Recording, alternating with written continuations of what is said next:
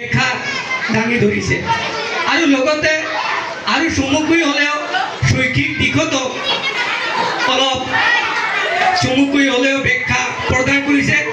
তথাপিও যিখিনি কথা কৈছে বহুত মূল্যৱান কথা কৈছে। তো আমাৰ বিদ্যালয়ৰ পৰা শিক্ষকক আমি অশেষ ধন্যবাদ জ্ঞাপন কৰিছোঁ। ইয়াৰ পিছত আমাৰ এই স্কুলেৰে বহুত কষ্ট কৰে আৰু যিমানজন শিক্ষক বিন্দু আছোঁ সম্পূৰ্ণ আমাক তাৰ ছাৰৰ ওপৰত আমি নিৰ্ভৰ কৰোঁ আৰু সিয়ে আমাক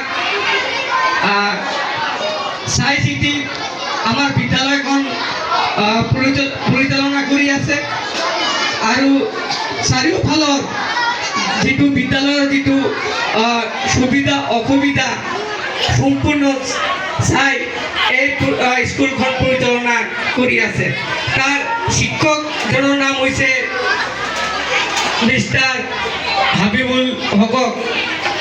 আজিৰ এই শিক্ষক দিৱসৰ বিষয়ে আৰু শৈক্ষিক দিশৰ বিষয়ে চমুকৈ বক্তব্য দিবলৈ অনুৰোধ জনাইছোঁ।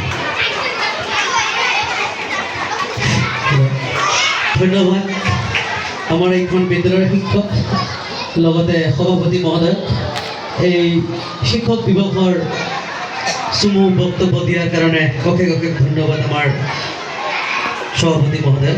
যি কি নহওক আজিৰ সভাত সভাপতি মহোদয় লগতে সন্মানীয় ছাৰ বাইদেউসকল আৰু লগতে আমাৰ ছাত্ৰ ছাত্ৰীসকল, তো আজি এই সভাত একত্ৰিত হোৱাৰ কাৰণ আমি সকলোৱে জ্ঞাত। আজি 5 ছেপ্টেম্বৰ,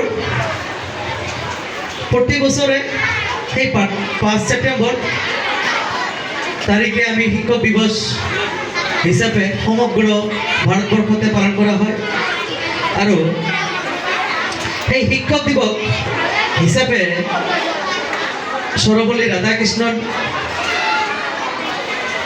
আমাৰ ভাৰতৰ প্ৰথম উপৰাষ্ট্ৰপতি লগতে দ্বিতীয় ৰাষ্ট্ৰপতিও আছে।